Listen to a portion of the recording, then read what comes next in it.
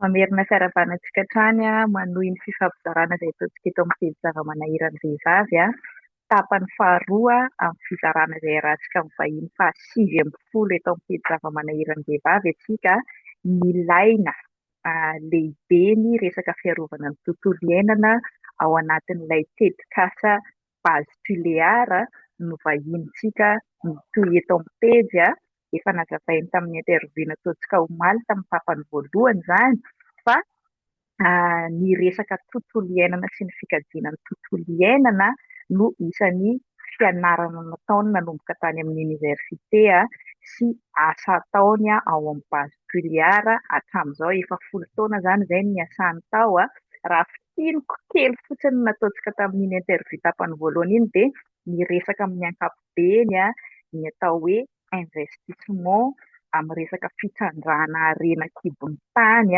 amin'ny ankapobeny sy ny hoe lalàna misy eo Madagasikara izany hoe ny resaka fitsandrana momba ny tontolo iainana izany izay ataon'ny bazituleara sy ny Ambatodia sy ny QMM sy izay rehetra mitsandraka momba ny tontolo iainana rehetrarehetra dia tsy resaka lafiny ekônomika fotsiny izy io fa mifandray amin'ny lafiny tontolo iainana sy ny lafiny sosialim-bahoaka, mifandray amin'ny fahasalamam-bahoaka ary indrindra moa ny malaza be amin'izao mifandray amin'ny lafiny ara-politika amin'ny zava-misy ainan'ny firenena. Ka ny fifampizarana mitohy izay arahantsika amin'ny ilaina izany eto dia tsy hiditra mihitsy antsika amin'ny lafiny ara-politika fa mitondra fanazavana teknika amin'ny lafiny momba ny tontolo iainana amin'ny tetikasa ity. Araka ny efa nifampizarantsika tamin'ny tapany voalohany koa moa izany dia hoe tsy zavatra avy efa hoe manapa-kevitra manao an'ilay contrat ny mpisandraka avy any ivelany dia avy dia miroso ilay asa dia rehefa tapa-kevitra indray isika malagasy hoe tsy ilaina indray ilay izy dia avy dia miala fa araka ny nazavainy teo efa nisy 5 ambin'ny 30 taona mialoha farafahakeliny efa nisy etude marobe natao izany tao fikarohana fijerenany hoe lafiny ara-tontolo iainana, lafiny ara-tsosialy, ny mety ho risika politika ny mpanao investissement amin'ny firenena matetika misy korontana politika tahaka ny Madagasikara sy ny sisa efa hitantsika tamin'ny tapany voalohany izay rehetrarehetra izay. Amin'ity tapany faharoantsika izany dia hiditra amin'izay amin'ny ankipiriany kokoa hoe inona amin'izay ary moa ilay tena fitsandrahana tao ao amin'ny bazituleara, inona amin'izay ilay tena fepetra ara-tontolo iainana izay andreketan'ny vahintsika ao anatin'izany tetikasa izany. Dia mamerina fiarabanany ilaina indray dia mamerina fisaorana anao hizara aminay amin'ny atsipirian'ny tena fototra marina momba an'ilay hoe bazituleara.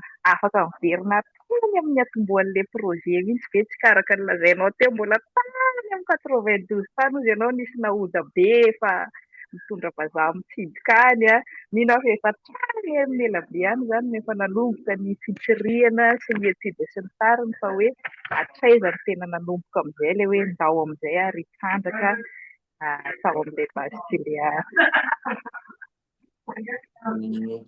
Tsara misy moa izany fomba fiteny izay hoe lasa tsy fanadino satria dia ny zatra nitsangatany aloha tany tokoa matetika no mamaritraritra amin'ny lafiny anankiray ny zavatra misy ankehitriny ka izay indrindra ny anomboakany ny hoe raha ny ara-tantara ny raiky moa izany satria mahatantara anazy izay zavatra ny apita fa tsy ny ainana ilay izy dia raha tamin'ny voalohany nisy orinasa moa izany orinasa kely fitambarana fiarahana Australien anankiroa izay Peter Woods sy Leclerc tamin'izany fotoana mbola tamin'ny 1900 resaka izany dia nanao ry zareo asa fikarohana.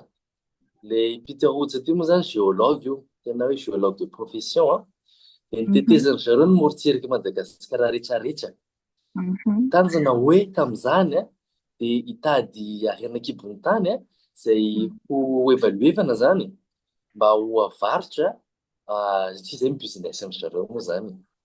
Dia nandeha zareo nandeha dia rehefa tonga tety amin'ny faritra atsimo andrefan'ny Madagasikara nanomboka tany amin'ny faritra Morombe menatsimo mandalo Ankiloka nandalo tety Toliara hatrany Fort Dauphin iny rehetra iny dia nahita hoe kay misy nahita hoe misy faritra misy fasimainty. Mhm. Tena hoe somary lehibe zany hita hoe miparitaka sady Mhm. manana lehibe gisement moa zany fiantsoana azy ry zareo Mhm. tamin'izany fotoana zany. Marena Mhm. fa nandany taona maro moa zany hoe fitetezana ny morotsiry Madagasikara ray manontolo zany. Tsy tokoa Mhm. dia tena manana ianao mahita histoire moa zany na rapport tatitra tamin'izany fotoana zany. Tany Majunga, tany Diego, faritry Manakara, Mananjara eny Mhm. nandehanan'ny zareo daholo. Dia Mhm. izany hoe niarahan'ny zareo niasa ireo faritra eritreretra ireo. Fa kosa Mhm. nefa rehefa taty afara nanomboka tamin'ny fotoana 2004 raha tsy diso Mhm. Mhm. 2004 teo eo zany no nanangana société ry zareo antsoina hoe exploitation Madagasikara zay. Io Mhm. zany no nientamé ny procédurana hoe permis de recherche ho an'ny faritra Atsimo andrefana aty moa zany. Dia Mhm. manana permis de recherche be dia be ry zareo. Izany hoe Mhm. nanomboka niditra tamin'ny hoe hita aty fa misy produit ndao Mhm. amin'izay mba somary jerena lalindalina kokoa.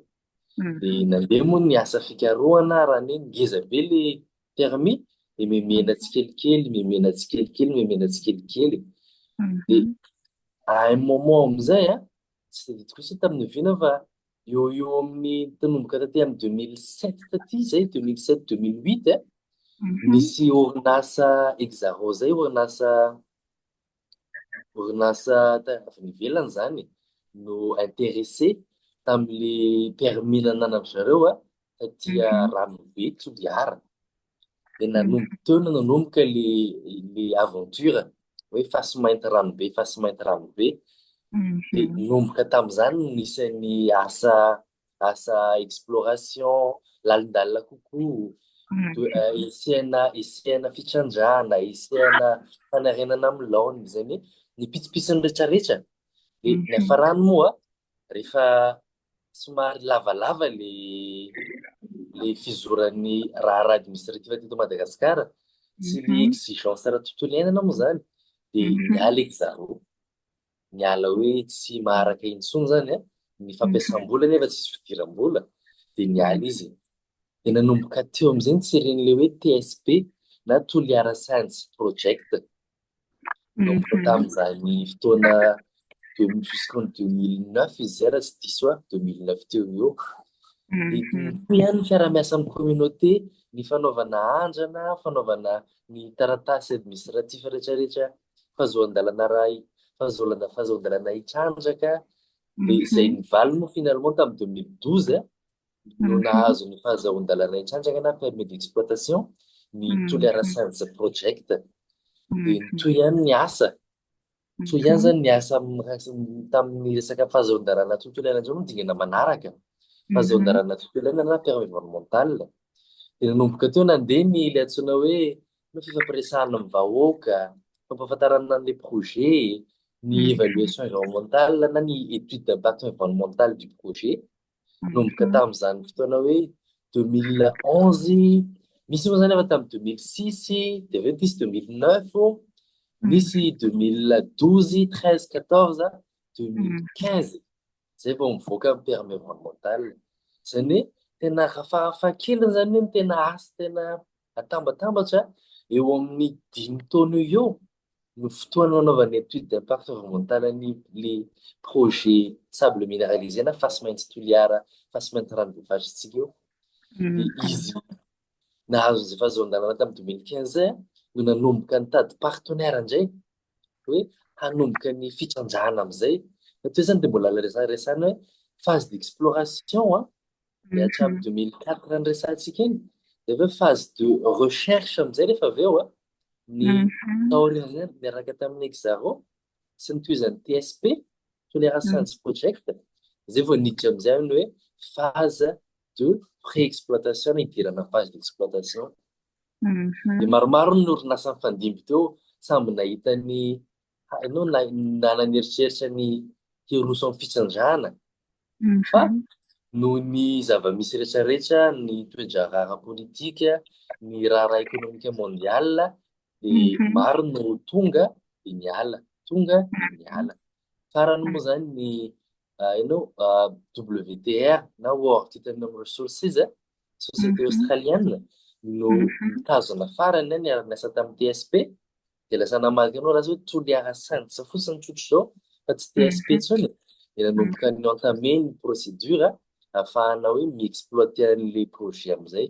Dia tao anatin'izany moa zany no nahitavany base ressource société australienne ihany koa izay efa mitrandraka ny fasy mainty ihany koa tena exactement tout pareil mitovy any Kenya dia manana mihinana Kenya no nahitavany journalisme teto Ranobe dia nisy ny fifampirarahana ka nahatonga ny hoe tamin'ny 2018 amin'izay no nividiny base ressource indray koa le projet toliara izay tamin'izay fotoana izay lasa nampiova ny anarano base toliara amin'ny anaran'ny tompony vaovao moa zany izy fa tsy tsika base toliara amin'izao io. Raha fehezina zany ny resaka fahazoan-dalana sy ny asa rehetrarehetra dia tena efa vita avokoa tamin'ny fotoana ny toliara santsa. Ny firosonany amin'ny hoe fond d'investissement zany nareo société manana traikefa indray koa amin'ny fitrandrahana na le hoe exploitation minière no dingana fahatelo farany izay niroson'le projet ka nahatonga anazy mifankahita tamin'ny base ressource dia nahatonga ny hoe nao amin'izay zany iroso ny amin'ny tena hoe asa fitrandrahana.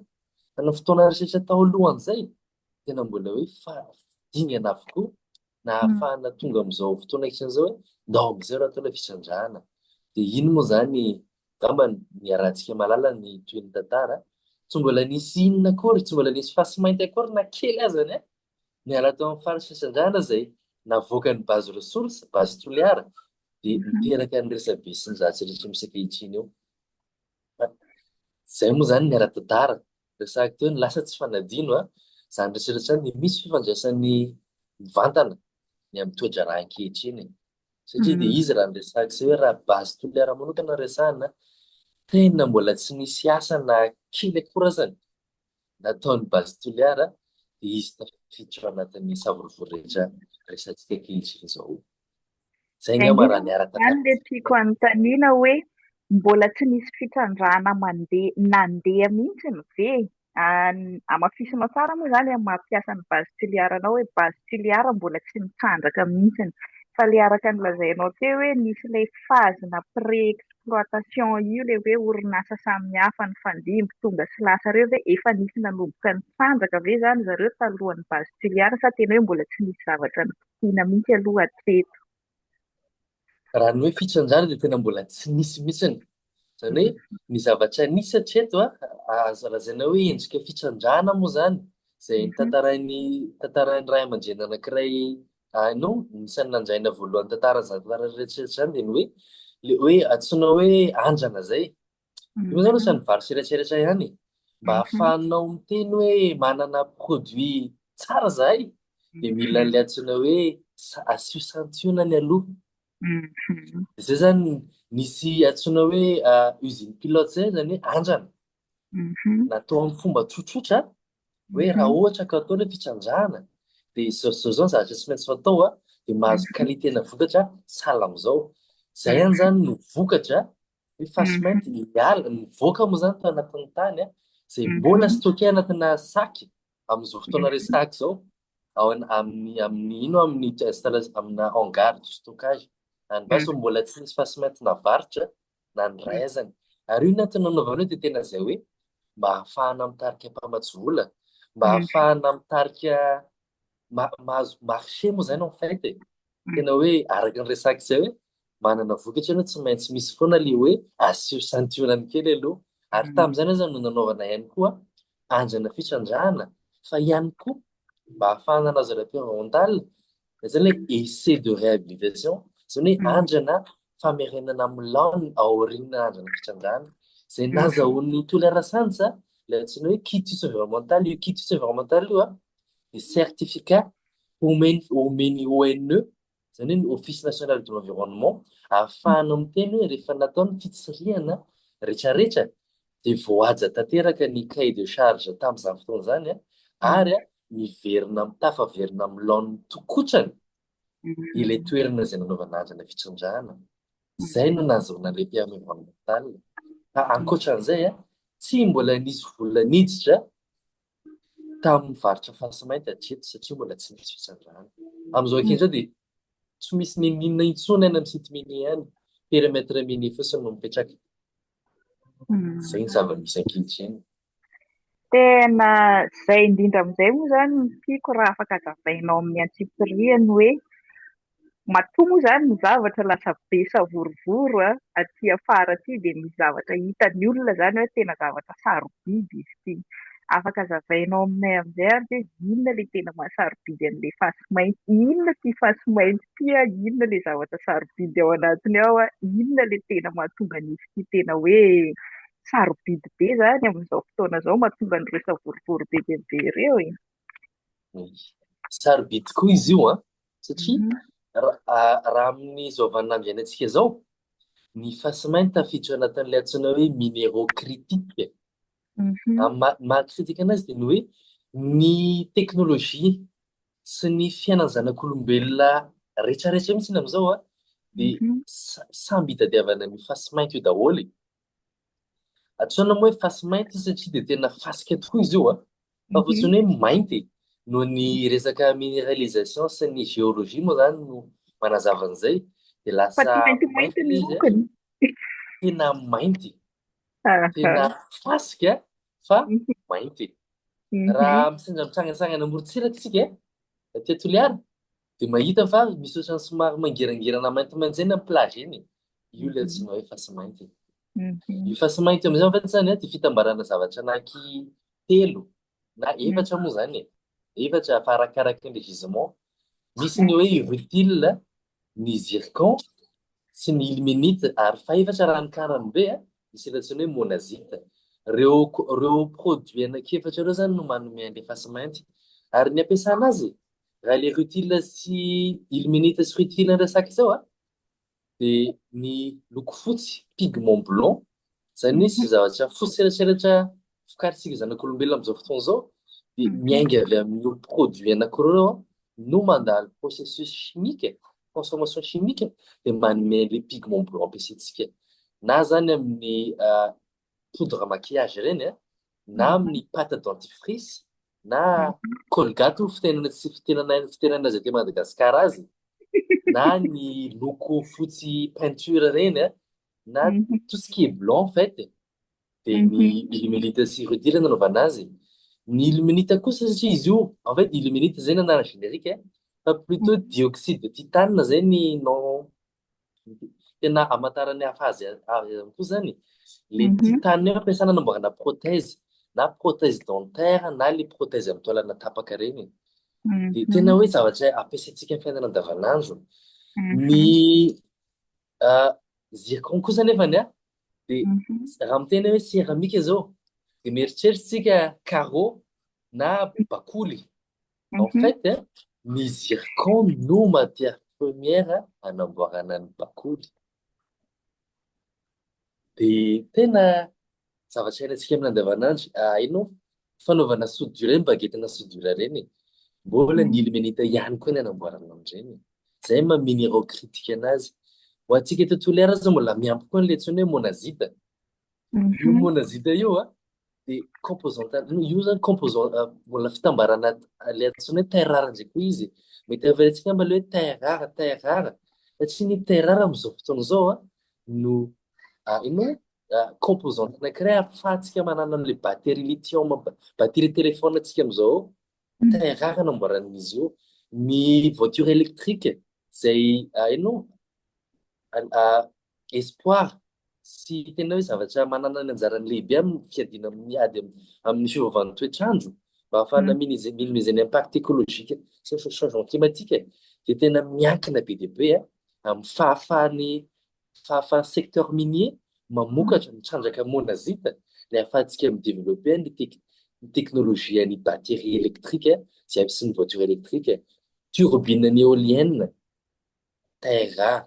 Izany hoe tena hoe ny teknôlôjia ankehitriny izay miantoka ny fiainana zanak'olombelona dia tena miankina amin'ireo karazana minéraux vitsivitsy zay tafiditra ao anatin'ilay antsointsika malagasy fasy mainty ity. Zay mahasarobidy an'izy io. Zay no tena hoe mahasarobidy azy. Ary tena tafiditra ao anatin'ny stratégie écologique, stratégie climatique, resaka teo objectif développement durable, tena tafiditra mifanindran-dalàna tanteraka amin'ny engagement sy ny stratégie mondiale globale izay andraisan'ny Madagasikara anjara boriky. Ireo convention COP fandimby ireo dia mandray anjara ao anatin'izany ny fitrandrahana fasy mainty etỳ Madagasikara ao anatin'ny stratégie nationale et à l'international. Zay nga manana zako mahasarobidy azy ary manamafy ny mahatonga ilay resabe manodidina izy. Satria marihako tompoko fa tsy Madagasikara, tsy Toliara irery ihany no enjeu géopolitique mondiale, géoéconomique mondiale zay mifamaofao anatin'ity projet vaste karaha ity. Fa tena hoe à l'échelle internationale, à l'échelle mondiale ilay resaka eto. Ka eo indrindra zany no hidirako amin'ilay fanontaniana faharoa hoe ahoana amin'izay ary nilaza moa anao teo hoe mbola andrana fitrandrahana aloha no efa natao ahitana ny mahasarobidy an'ireo rehetrarehetra ireo. Dia niresaka koa anao hoe efa nisy resaka andrana environnemental koa ity moa zany no tena hoe atahorany maro. Hoe raha ho trandrahana amin'izay zany ireo zavatra sarobidy ireo inona amin'izay ilay fiantraikan'izany amin'ny mponina na eo amin'ny manodidina na ho an'izay lavitra indrindra fa ho an'izao tontolo izao. Mamelana arao indrana teny français anankiray zay hoe on ne peut pas faire une omelette sans casser des œufs. Tena terre be ilay izy fa en fait zany tena marina dia zao hoe angambany ataoko hoe miara-manaiky tsika hoe ilaina ny lalana. Raha tsisy ny lalana, tsisy ny fifamezivezena, io no antsoina hoe vaine any firenena anankiray, izany hoe iankinana ny ain'ny firenena anankiray. Raha ohatra nefa ny lalana, tsy maintsy mandalo tanàna, tsy maintsy mandalo toerana fambolena, tsy maintsy mandalo faritr'ala. Dia apetraka amintsika ny safidy azany. Aleo ve tsy asiana ny lalana dia tsy andalovana ny tanàna sa atao ihany ilay lalana fa tadiavina izay fomba mba ahafahana mitantana an'izany mba tsy hanimba tanteraka ny tontolo iaina sy ny rafi-piarahamonina. Ataoko angamba samy araka anao tsika hoe aleo ihany amboarina ny lalana. Maka ohatra ihany amin'ny lalana izay amin'ny hoe raha amboarina ny lalana projet autoroute resabe koa eo amin'izao fotoana izao, resabe. Nefa ny rehefa vita autoroute io tsika malagasy ihany no ahitany tombony aminy ary samy falifaly ery. Adiny iray dia latsaky ny adiny iray dia any Tamatavy manao vakansy, manao la plage. Zay moa zany resakiny amin'ny hoe tsy misy zavatra atao ka tsy misy impactany ny amin'ny fiainana. Tsy possible zany. Fa amin'ny mazanak'olombelona ary saina ary fanahy atsika dia anjarantsika no mitady ny fomba ara-teknôlôjika, fomba ara-siantifika rehetra mba ahafahana mitantana zavatra rehetra izany. Zay mazava-dehibe loatra an'ilay antsoina hoe étude d'impact environnemental avant projet. Raha resaka impact ny enjeu majeur izay nitretevana ho an'ity projet fasy mainty ranobe ity dia voarafitra anatina 23 volume. Ray amin'ireo volume ireo mahatratra any amin'ny 200 page, 230 page. Ray amin'ireo volume ireo nefa dia 23 volume. Étude natao nandritra ny 5 taona farafahakelany. Mba hitenenako any amin'ny hoe maro tokoa ilay enjeu, enjeu moa fomba firesahana anazy. Ilay antsointsika hoe impact, enjeu na impact environnemental manodidina ilay projet. Fa dia tena nandalovana avokoa satria na ny lalàna malagasy na ny guide des bonnes pratiques internationales vao maika koa les projets cotés en bourse, izany hoe misy ireo lalàna boursière sy normes sy standard international mifehy azy zay tsy maintsy tandremana. Dia tena nirotsaka lalina dia lalina ny fikajiana sy ny fikarohana ara-tontolo iainana mba ahafahana na mantatra marina ireo resantsika hoe impact ireo mba ahafahana rehefa avy eo mampandroso mesure d'atténuation. Ary na izany azany mbola misy antsoina hoe séquence ERC zay. E pour éviter, R pour réduire, C pour compenser. Zany hoe raha mbola misy impact azo evitevana dia tsy maintsy evitevana. Ny degré mesy lalàna malagasy dia mamaritra an'izany mazava tsara. Raha mbola azo evitevana dia evitevana ilay impact. Raha mankoatra amin'izany dia ny hoe raha miresaka resaka lalana, be dia be fomba afaka anaovana lalana, afaka atao mahitsy, afaka ahodina ary, afaka atao afindra ary. Tsy maintsy nandalo an'ilay antsoina hoe évaluation des options de route les projets mba hanafana nandanjalanja hoe raha samy misy impact ihany. Aiza no impact gérable, impact mi-éviter autant que possible les options plutôt, option mi-éviter impact autant que possible, sy option manana impact gérable. Et nandalo an'izany process zany le projet.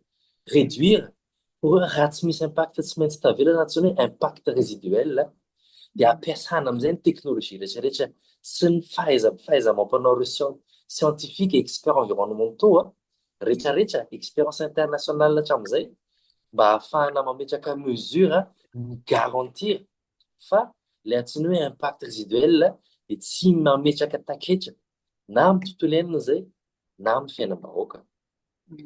Compenser, ino ny resaka teo, onitra. Tsy maintsy misy foana ihany ny antsoina hoe onitra satria misy ny impact tsy voavahan-drany androany. Dia izay no ampidirana an'ilay antsoina hoe onitra ara-tontolo iainana na compensation environnementale na compensation écologique. Raha fahaizana zany tena entitra dia entitra ary tena hoe niditra lalina dia lalina tokoa ilay antsoina hoe les études d'impact environnemental an'ilay projet voarafitra anatina 23 volume be izao. Ary ireo no amin'ny alalany no nazahoan'ilay projet antsoina hoe permis environnemental miaraka amina cahier de charge environnemental izay mbola boky be ihany koa mandrakitra ny boky nandraikitra rehetrarehetra mba ahafahan'ilay orinasa mampiatra les réduction, mesure d'atténuation sy ny mesure compensatoire rehetrarehetra. Somary teknika ilay izy fa ny tena tiako izany dia ny hoe tena entitra dia entitra raha Madagasikara manokana alohany. Miampy an'ilay resaka teo hoe ny loi sy ny norme boursière sy ny fenitra iraisam-pirenena amin'ny fiain'ilay projet dia tena miantoka zato isan-jato fa tsy maintsy tantanina ny enjeu sy ny impact ara-tontolo iainan'ilay projet ary tsy maintsy tantanina amin'ny lafiny mangarahara izany. Izay angamba ny azoko ambara amin'izay lafiny izay lavalava fohifohy fa zava-dehibe loatra ilay izy ary tsara ao fahatrantsika rehetrarehetra. Manana dossier d'étude d'impact environnemental mahafonja, permis environnemental sy cahier de charge environnemental ny projet base solaire. Ratsy izay tsy tonga amin'izao fazy izao hoe hiroso amin'ny fisandrana. Izay angamba ny azo ambara.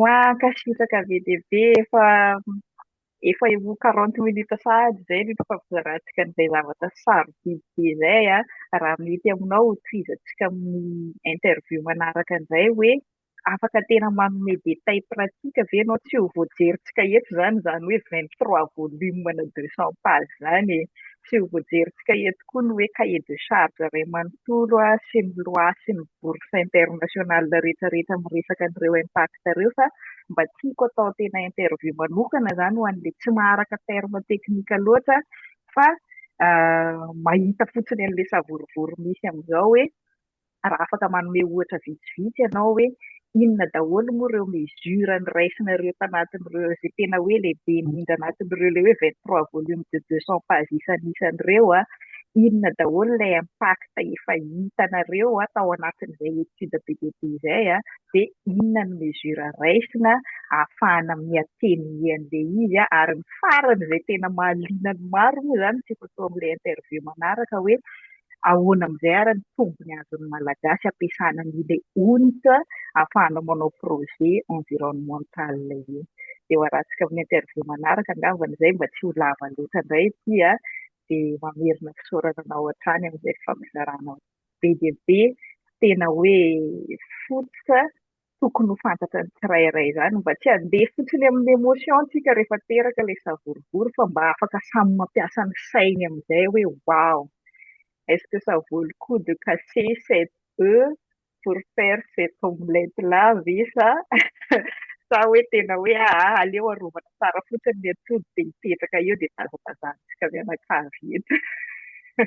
Iny ary dia miandry n'izay fotoana manaraka izay mba hifampizarana be kokoa. Mankasitraka indrindra. Ohatra to.